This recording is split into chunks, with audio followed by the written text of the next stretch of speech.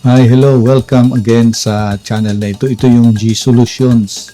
At muli, mag-solve tayo ng problem in algebra na magagamit din natin yung concept dito sa circuit analysis. No? So, samahan niyo ako.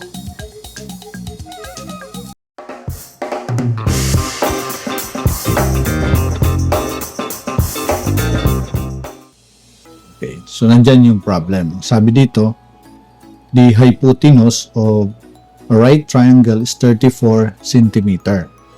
Sabi dito, find the length of the two legs. Hanapin natin yung haba ng dalawang leg na if one leg is 14 cm longer than the other.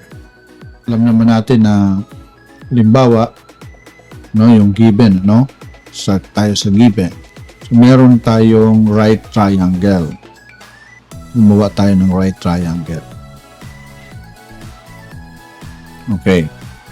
Right triangle yan kasi merong 90 degree sa loob niya. At pag sinabi nating hypotenuse, yung pinakamahabang side niya. So, ito yan. Ito yung hypotenuse. Yan yung opposite ng 90 degree angle natin na ito. So, sabi doon sa given, yung hypotenuse daw natin ay 34 cm. So, hindi ko na sinulat yung unit. So, lahat ng unit dito ay in centimeters. Papakuha daw yung dalawang legs. Yung ito at saka ito. Ano yung measurement niya? So, kung i-designate natin ito na X, kasi hindi naman natin alam, i-designate natin sa letrang X.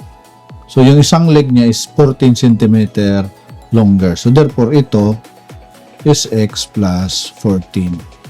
So, required, yung pinapahanap sa atin ay yung the two legs ng triangle of the triangle. What are those? Yung hindi alam.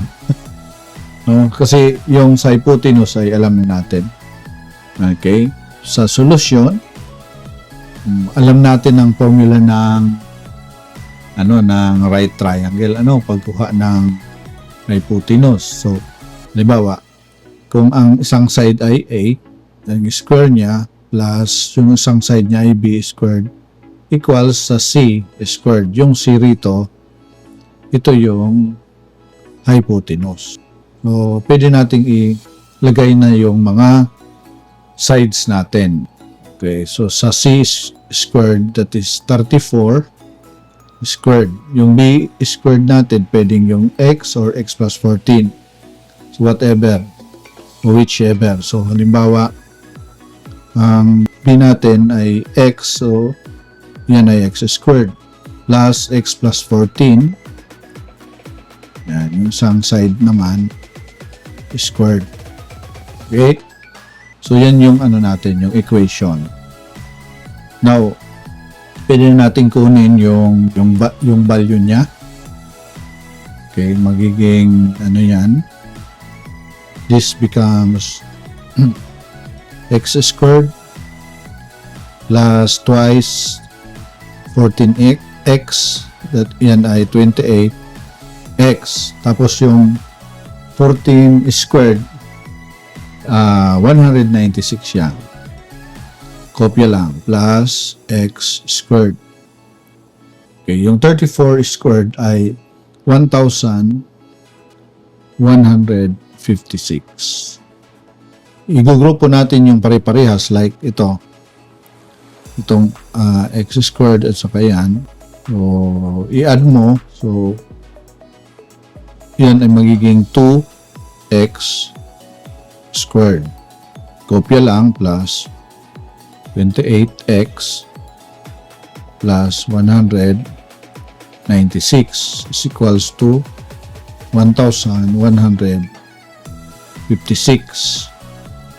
To simplify, pwede naman nating lahat ng to i-divide natin sa 2 or multiplied natin sa 1/2 para mag-cancel yung 2 dito sa x squared. Magiging x squared na lang siya. Okay, sulat ko na. Ito ay x squared na lang. Yung 28 i-divided by din ng 2 or 1/2 of 28 ay 14x. Okay? So, yung 196 pwede nating subtract itong 1156. So, this is plus 196 minus 1,156, okay, divided by 2, ito equals 0. Yun, kopyahin lang uli, x squared plus 14x plus 196, okay, minus 1,156, 960 siya. Since na mas malaki yung 1,156 sa 196 at negative ang sign, kaya ito magiging negative na. So, yan magiging sagot nito is 960 over 2 equals 0. Yun. Kopya lang, x squared plus 14x. So, 960 divided by 2, ito ay 480 equals 0. So, pwede tayong mag-conduct ng factoring dito. I-factor natin to. So, pag pinactor natin yan, para makuha natin yung middle, itong 14x, yan, yun yung target natin. Ang factor ng 480 na makakapagkuha niyan is 16 times 30. Sige, 16 times 30. Pag multiply mo siya, so you have 0, 3 times 6, 18, carry 1, so 480. So ito yung gagamitin natin, 16 and 30. Yung isa nito, kailangan negative siya.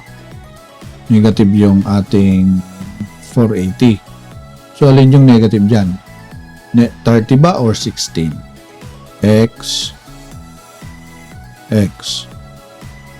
equals 0. So, kailangan mas mababa yung negative niya kasi yung sign ng 14x is positive. Yung positive 16, yung 16 natin, yan yung negative.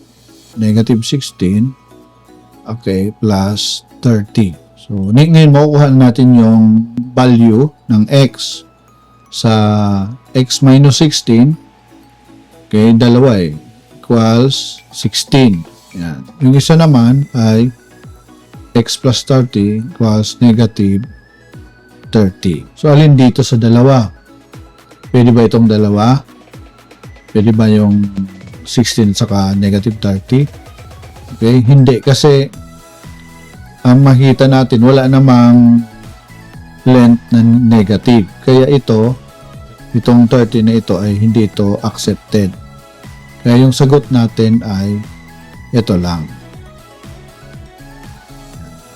So, ang unang legs niya ay 16 at yung pangalawa ay x plus 14 or 16 plus 14.